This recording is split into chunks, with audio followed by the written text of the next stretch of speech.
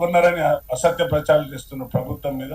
Helicopter కొన్నారు, కొనలేదని కాదు. మరి 14,000 కోట్లు ఉన్నాయని కవిత గారు చెప్పారు బీఆర్ఎస్ పార్టీలో. మరి ఈ ఉద్యమ పార్టీకి 14,000 కోట్లు ఎలా వచ్చినాయి మీ అకౌంట్ లో? మరి అవన్నీ ఉద్యమకాలకు పంచిపెట్టమన్నారు కదా కవిత. మరి ఈ విధంగా అసత్య ప్రచారాలు చేసుకుంటూ ఎంతసేపు నువ్వు విదేశాలకు తిరగబోతున్నావు అని కామెంట్ చేస్తున్నావు. వారు విదేశాలకు వెళ్ళింది ఈ యొక్క తెలంగాణ యూనివర్సిటీని ఎడ్యుకేషన్ ఇంకా ముందుకు తీసుకెళ్లి మన పిల్లలను ఈజీగా బయట దేశాలకు పోయే విధంగా ముందుకు తీసుకుపోతున్నారు తప్ప దీనిపైన చేస్తున్న దుష్ప్రచారాన్ని మేము ఖండిస్తున్నాం.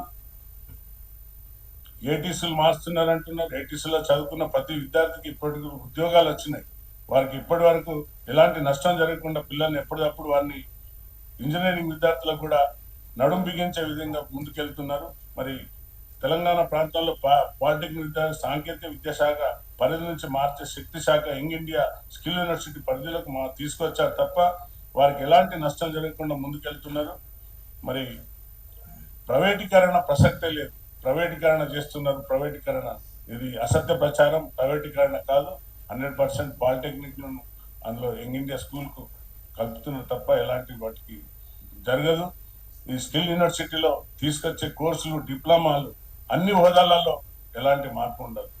కాబట్టి ఇలాంటి చౌకబారు మాటలు మాని మీరు ముందుకు పిల్లలను అనవసరంగా రోడ్ల మీద తీసుకురాకండి, వారి మాయ మాటలు పడకండి అని నేను మీడియా ద్వారా విజ్ఞప్తి చేస్తున్నాను.